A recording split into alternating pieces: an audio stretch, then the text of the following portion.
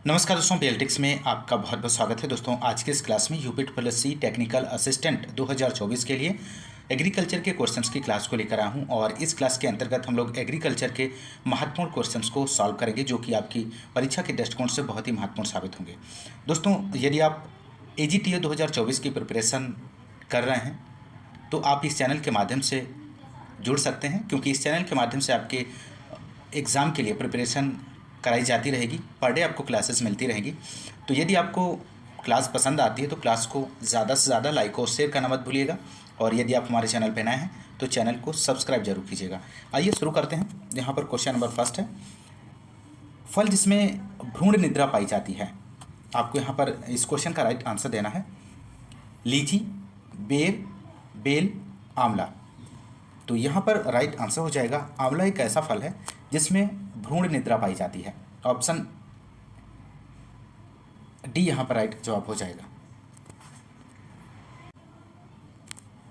Question number third है, भारत में विकसित पहली बौने चावल की प्रजाति थी। तो इनमें से आपको बताना है दोस्तों, भारत में विकसित पहली बौने चावल की प्रजाति कौन थी। तो राइट आंसर यहाँ पर हो जाएगा ऑप्शन डी, जया इसका राइट जवाब बनेगा। नेक्स्ट क्वेश्चन नंबर 4 की बात करेंगे। दुग्ध स्राव को कहा जाता है। तो दुग्ध स्राव को क्या कहा जाता है। ऑप्शन ए दिया गया है लैक्टोजिनेसिस, ऑप्शन बी है गैलेक्टोजिनेसिस, ऑप्शन सी है गैलेक्टोपायोसिस। इनमें से कोई नहीं। तो यहाँ पर इस क्वेश्चन का जो राइट आंसर होगा ऑप्शन ए हो जाएगा लैक्टोजिनेसिस। दुग्ध स्राव को लैक्टोजिनेसिस कहते हैं दोस्तों। नेक्स्ट क्वेश्चन नंबर 5 की बात करेंगे दोस्तों। पूसा मंजरी एवं पूसा नवीन किसकी प्रमुख प्रजातियां हैं। तो यहाँ पर इस क्वेश्चन का राइट आंसर होगा दोस्तों ऑप्शन सी हो जाएगा लौकी। लौकी की प्रजातियों की बात करें तो यहाँ पर पूसा मंजरी, पूसा नवीन, पूसा मेघदूत, पंजाब कोमल, अर्का बहार, पंत शंकर लौकी फर्स्ट, आज़ाद नूतन, नरेंद्र रश्मि, ये सभी जो हैं लौकी की प्रजातियां हैं दोस्तों। ध्यान रखिएगा, बहुत ही महत्वपूर्ण प्रश्न है। सभी क्वेश्चंस बहुत ही सिलेक्टिव क्वेश्चंस लिए गए हैं दोस्तों। क्वेश्चन नंबर 6 की बात करेंगे। वह रेखाएं जो समान वायुमंडलीय दबाव वाले स्थानों को जोड़ती हैं उसे क्या कहते हैं। समदाब रेखाएं कहते हैं, समताप रेखाएं कहते हैं, समवर्षा रेखाएं कहते हैं, समलमण रेखाएं कहते हैं। तो इस क्वेश्चन का यहाँ पे राइट आंसर होगा ऑप्शन ए, समदाब रेखाएं कहते हैं। समदाब रेखाएं वे रेखाएं होती हैं जो समान वायुमंडलीय दबाव वाले स्थान की को जोड़ती हैं, और समताप रेखाएं वे रेखाएं होती हैं जो समान ताप वाले स्थान को जोड़ती हैं। तो ध्यान रखिएगा। क्वेश्चन नंबर अगला 7 क्वेश्चन नंबर है। यहाँ पर कौन सी आम की नियमित फलने वाली प्रजातियां हैं। ऑप्शन ए है चौसा है, ऑप्शन बी है लंगड़ा, ऑप्शन सी है आम्रपाली, ऑप्शन डी है अल्फांसो। तो क्वेश्चन नंबर 7 का राइट आंसर होगा ऑप्शन सी, आम्रपाली। आम्रपाली आम की नियमित फलने वाली प्रजाति है दोस्तों। Question number next question number 8 की बात करेंगे। जीव जो कि आमतौर पर मृतोपजीवी होता है लेकिन कुछ विशेष परिस्थितियों में परजीवी भी हो जाता है को कहते हैं। क्या कहते हैं। ऐच्छिक मृतोपजीवी कहते हैं, ऐच्छिक परजीवी कहते हैं, लाचार परजीवी कहते हैं, इनमें से कोई नहीं। तो क्वेश्चन नंबर 8 का आपको आंसर देना है दोस्तों। तो क्वेश्चन नंबर 8 का यहाँ पर जो राइट आंसर हो जाएगा ऑप्शन बी हो जाएगा, ऐच्छिक परजीवी कहते हैं। नेक्स्ट क्वेश्चन नंबर यहाँ पर क्वेश्चन नंबर 9 की बात करेंगे। तेली पौधों में तेल की मात्रा किसके प्रयोग से बढ़ती है। सल्फर के प्रयोग से, मोलिब्डेनम के प्रयोग से, नाइट्रोजन के प्रयोग से, जिंक के प्रयोग से। तो क्वेश्चन नंबर 9 का जो यहाँ पर आंसर होगा दोस्तों ऑप्शन ए हो जाएगा, सल्फर के प्रयोग से। तेली पौधे में तेल की मात्रा सल्फर के प्रयोग से बढ़ती है। नेक्स्ट क्वेश्चन नंबर की बात करेंगे। यहाँ पर क्वेश्चन नंबर 10 है, तने में चारों तरफ से चिपकने वाली पट्टी को लगाकर किस कीट को प्रभावी ढंग से नियंत्रित किया जा सकता है। तो यहाँ पर ऑप्शंस दिए गए हैं, आप इनमें से सही विकल्प का चयन कर सकते हैं। तो क्वेश्चन नंबर 10 का यहाँ पर जो आंसर होगा ऑप्शन बी हो जाएगा, आम में मिलीबग। इस क्वेश्चन का सही जवाब बनेगा। क्वेश्चन नंबर नेक्स्ट की बात करेंगे। क्वेश्चन नंबर 11 है, भैंस के दूध में वसा रहित ठोस SNF मानक होता है। तो राइट आंसर होगा option B, 9.2%। Next question number, टपक सिंचाई किन क्षेत्रों हेतु उपयुक्त है। आपको यहाँ पर बताना है दोस्तों इस क्वेश्चन का सही आंसर क्या होगा। तो राइट आंसर होगा यहाँ पर क्वेश्चन नंबर 13 का बी हो जाएगा, शुष्क क्षेत्र।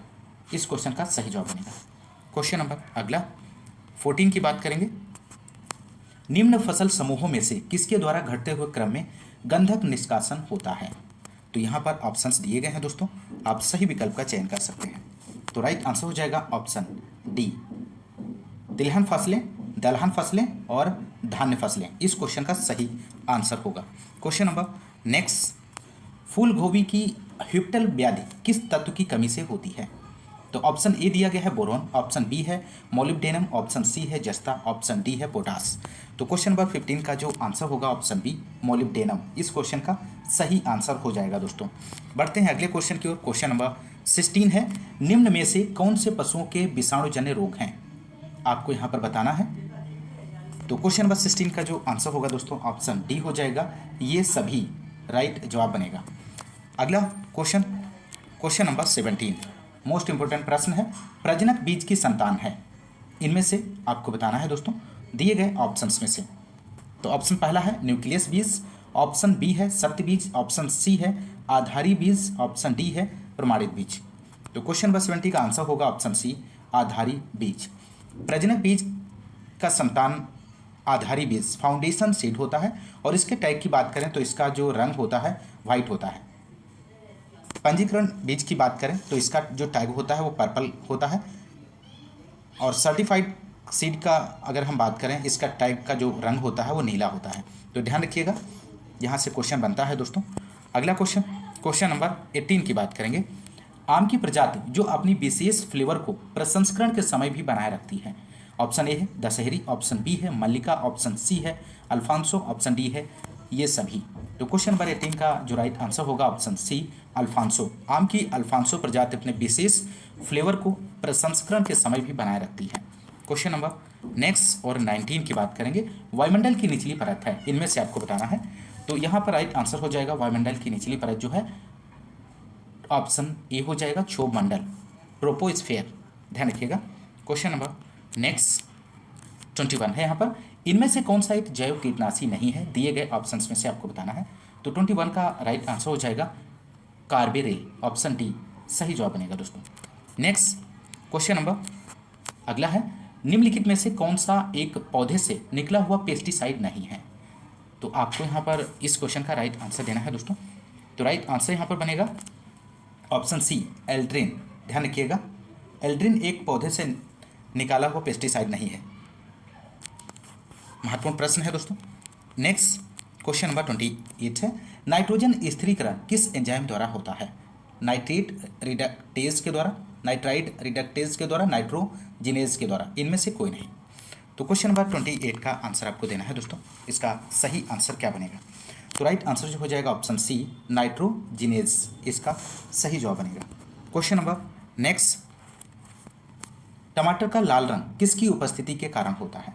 तो यहाँ पर क्वेश्चन नंबर 30 का जो राइट आंसर हो जाएगा लाइकोपीन, ध्यान रखिएगा। नेक्स्ट क्वेश्चन नंबर 32 की बात करेंगे। यहाँ पर कैल्शियम, मैग्नीशियम और सल्फर को पुकारते हैं किस नाम से? बृहद पोषक तत्व, द्वितीयक पोषक तत्व, सूक्ष्म पोषक तत्व, प्राथमिक पोषक तत्व। तो क्वेश्चन नंबर 32 का यहाँ पर जो आंसर होगा दोस्तों ऑप्शन बी हो जाएगा द्वितीयक पोषक तत्व, इसका सही जवाब बनेगा दोस्तों। क्वेश्चन नंबर नेक्स्ट है, प्रथम कृषि विज्ञान केंद्र की स्थापना किस वर्ष में हुई थी? मोस्ट इंपोर्टेंट प्रश्न है। तो यहाँ पर इस क्वेश्चन का राइट आंसर जो हो जाएगा ऑप्शन बी 1974 में इसकी स्थापना हुई थी। तो ध्यान रखिएगा, और कहाँ हुई थी? तो पुडुचेरी में हुई थी, ध्यान रखिएगा। क्वेश्चन नंबर नेक्स्ट है, पानी में खेती करने के तरीके को किस नाम से जाना जाता है? तो पानी में खेती करने के तरीकों को किस नाम से जाना जाता है दोस्तों? तो राइट आंसर यहाँ पे हो जाएगा ऑप्शन सी हाइड्रोपोनिक के नाम से जाना जाता है, हाइड्रोपोनिक के नाम से जाना जाता है दोस्तों। नेक्स्ट क्वेश्चन नंबर 36 की यहाँ पर हम बात करेंगे, निम्नलिखित में से कौन सा फसल और कीट पतंगों का जोड़ा सही सुमेलित नहीं है? दिए गए ऑप्शंस में से आपको सही विकल्प का चयन करना है। तो इस क्वेश्चन का यहाँ पर जो राइट आंसर हो जाएगा ऑप्शन डी हो जाएगा सूरजमुखी पेंटेड बग सुमेलित नहीं है, बाकी सभी जो है ऑप्शन सुमेलित दिए गए हैं। शुगर कैन की बात करें तो गुरदासपुर बोरर इसमें, ग्राउंड नट वाइट ग्रब लगता है और एपसीड एफिड से सुमेलित है। क्वेश्चन नंबर नेक्स्ट, ट्राइसिम के अंतर्गत प्रशिक्षण मुख्यतः दिया जाता है युवा विद्यार्थियों को, ग्रामीण युवाओं को, युवतियों, युवा महिलाओं को, इनमें से कोई नहीं। तो यहाँ पर राइट आंसर होगा ऑप्शन बी हो जाएगा ग्रामीण युवाओं को, ध्यान रखिएगा। नेक्स्ट क्वेश्चन नंबर 38 है, ग्रामीण विकास मंत्रालय के अंतर्गत NIRD स्थित है, तो कहाँ पर स्थित है दोस्तों? तो 38 का आंसर होगा ऑप्शन सी, हैदराबाद में स्थित है। नेक्स्ट क्वेश्चन नंबर, क्रांतिक मृदा परीक्षण स्तर प्रस्ताव किसके द्वारा दिया गया था? तो राइट आंसर 39 का हो जाएगा यहाँ पर ऑप्शन ए, केटोर नेल्सन। केटोर नेल्सन 1995 ने दिया था दोस्तों, ध्यान रखिएगा। अगला क्वेश्चन, क्वेश्चन नंबर 40 है यहाँ पर, बादल जो लगातार वर्षा के लिए उत्तरदायी हैं वे क्या कहलाते हैं? ऑप्शन ए है निम्बो स्टेटस, ऑप्शन बी है सिरस, ऑप्शन सी है कुमुलस, ऑप्शन डी है अल्टो कुमुलस। तो यहाँ पर क्वेश्चन नंबर 40 का आंसर होगा ऑप्शन ए, निम्बो स्टेटस कहलाते हैं, ध्यान रखिएगा। नेक्स्ट क्वेश्चन नंबर 42 की बात करेंगे, पौधों के लिए सबसे महत्वपूर्ण पानी का रूप इनमें से कौन सा है? केशिका जल, हाइग्रोस्कोपिक जल, गुरुत्वीय जल, इनमें से कोई नहीं। तो क्वेश्चन नंबर 42 का यहाँ पर जो आंसर होगा दोस्तों ऑप्शन ए हो जाएगा, केशिका जल। नेक्स्ट क्वेश्चन नंबर की बात करेंगे दोस्तों, पंचायती राज पहली बार 2 अक्टूबर 1959 को कहाँ से शुरू किया गया था? तो यहाँ पर इस क्वेश्चन का जो राइट आंसर होगा ऑप्शन बी हो जाएगा, नागौर। पंचायती राज पहली बार 2 अक्टूबर 1959 को राजस्थान के नागौर जिले से शुरू किया गया था।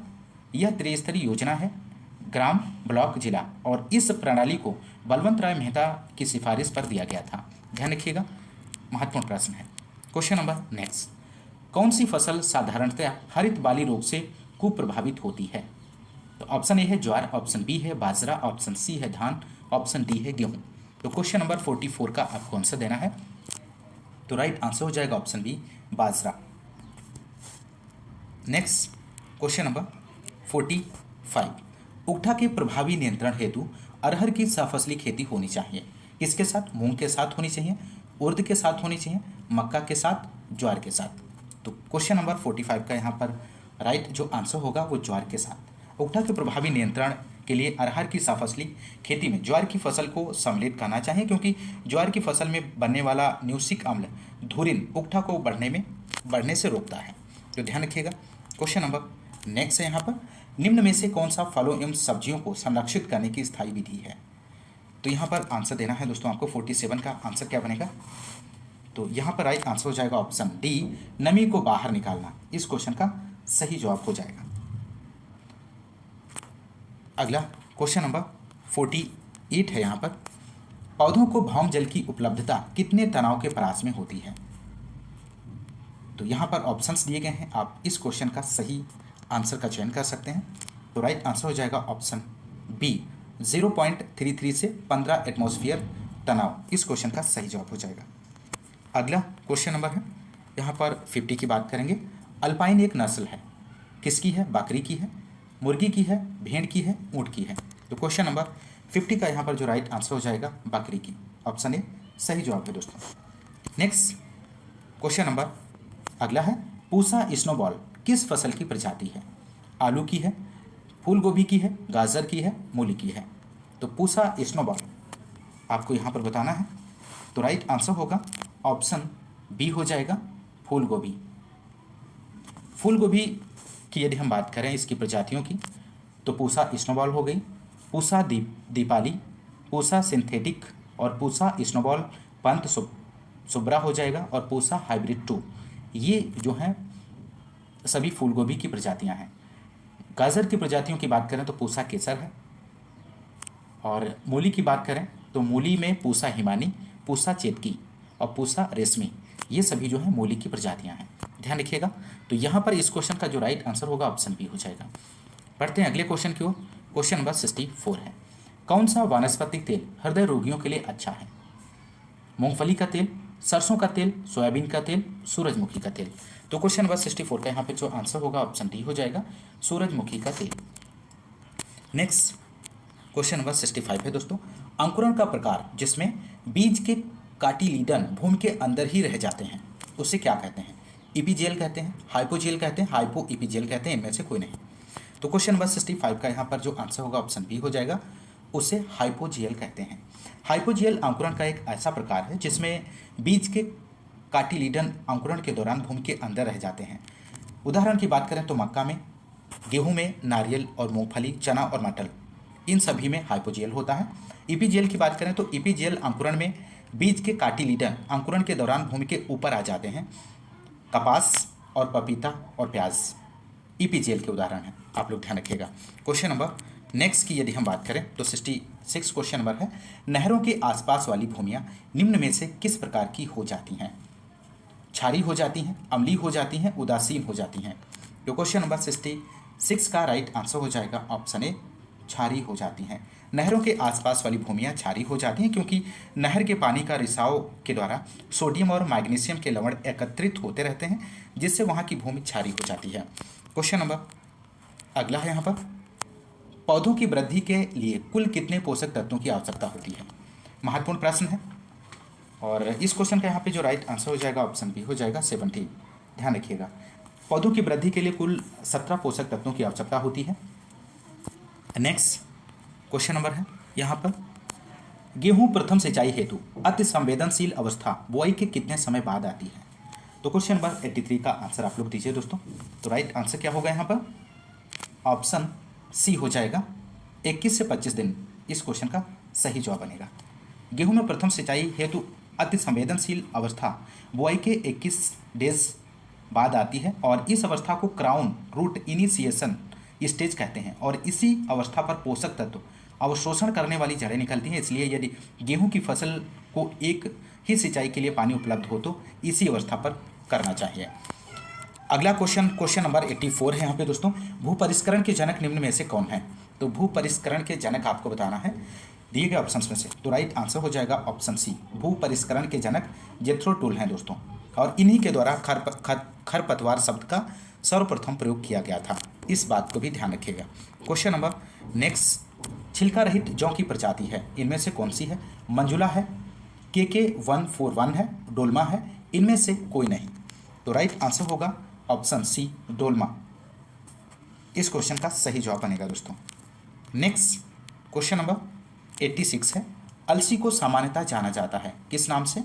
फ्लैक्स के नाम से, अनाजों की रानी के नाम से, मिलेट के नाम से या नन ऑफ दिस, इनमें से कोई नहीं। तो क्वेश्चन नंबर 86 का राइट आंसर हो जाएगा, अलसी को सामान्यतः फ्लैक्स के नाम से जाना जाता है। बढ़ते हैं अगले क्वेश्चन की ओर। क्वेश्चन नंबर अगला है यहाँ पर 90, प्राथमिक एवं द्वितीयक मृदा कणों के विन्यास को क्या कहते हैं?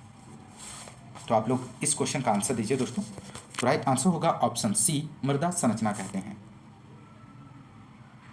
The arrangement of primary and secondary soil particles is known as soil structure. तो ऑप्शन सी यहाँ पर जो इस क्वेश्चन का सही आंसर हो जाएगा। सॉइल टेक्सचर की यदि हम बात करें दोस्तों, तो relative proportion of sand, silk and clay is called soil texture. तो ध्यान रखिएगा। बढ़ते हैं अगले क्वेश्चन की ओर।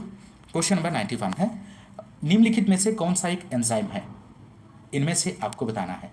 Which one of the following is enzyme? तो यहाँ पर 91 का राइट आंसर होगा ऑप्शन बी, प्रोटीन। प्रोटीन एक एंजाइम है और सभी एंजाइम प्रोटीन होते हैं, लेकिन सभी प्रोटीन एंजाइम नहीं होते हैं क्योंकि एंजाइम अमीनो एसिड से बने प्रोटीन होते हैं। अगला क्वेश्चन नंबर 93 है, बीज अधिनियम किस वर्ष में पारित किया गया था? मोस्ट इंपॉर्टेंट प्रश्न है। तो यहाँ पर इस क्वेश्चन का आंसर आपको देना है। बीज अधिनियम की बात करें तो बीज अधिनियम 29 दिसंबर 1966 को पारित किया गया था और 2 अक्टूबर 1969 को लागू किया गया था। तो ऑप्शन सी यहाँ पे राइट जवाब हो जाएगा इस क्वेश्चन का। और इस क्वेश्चन में पूछा गया है कि बीज अधिनियम किस वर्ष में पारित हुआ था? तो पारित हुआ था 29 दिसंबर 1966 को और लागू किया गया था 2 अक्टूबर 1969 को। ध्यान रखिएगा। अगला क्वेश्चन नंबर 94 है, निम्नलिखित में से कौन सा दुग्ध शर्करा है? इनमें से तो राइट आंसर होगा ऑप्शन बी, लैक्टोज। आप लोग ध्यान रखिएगा। दुग्ध शर्करा को लैक्टोज कहते हैं और फल की शर्करा को क्या कहते हैं? फ्रक्टोज। लेकिन अंगूर में ग्लूकोज शर्करा पाई जाती है। गन्ने की शर्करा को सुक्रोज कहते हैं और खाद्य शर्करा को माल्टोज कहते हैं। इस बात को भी आप लोग ध्यान रखिएगा। नेक्स्ट क्वेश्चन नंबर है यहाँ पर, भारतीय राष्ट्र के पिता कहे जाते हैं। इनमें से आपको बताना है सही आंसर क्या होगा। तो यहाँ पर क्वेश्चन नंबर 95 का आंसर हो जाएगा ऑप्शन बी, केसी मेहता को भारतीय राष्ट्र के पिता कहे जाते हैं। अगला क्वेश्चन नंबर नेक्स्ट, तो यहाँ पर इस क्लास में हम लोग 95 तक के क्वेश्चंस को ही सॉल्व करेंगे और आगे के क्वेश्चंस को हम लोग नेक्स्ट की क्लास में देखेंगे। दोस्तों यदि आपको क्लास पसंद आ रही है तो आप क्लास को ज़्यादा से ज़्यादा लाइक और शेयर करना मत भूलिएगा। और हाँ, यदि आप इस चैनल पर नए हैं तो चैनल को सब्सक्राइब जरूर कीजिएगा। और दोस्तों आपको इस क्लास का PDF आपको टेलीग्राम चैनल पे प्रोवाइड करा दिया जाएगा। और टेलीग्राम चैनल को ज्वाइन यदि आपने अभी तक नहीं किया है तो इसी वीडियो के डिस्क्रिप्शन में लिंक मिल जाएगा, वहाँ पर जाके आप लोग टेलीग्राम चैनल को भी ज्वाइन कर लीजिए, क्योंकि इस चैनल के माध्यम से AGTA 2024 के लिए आपको पर डे क्लासेस आपको मिलती रहेंगी। और आपको बताना चाहूँगा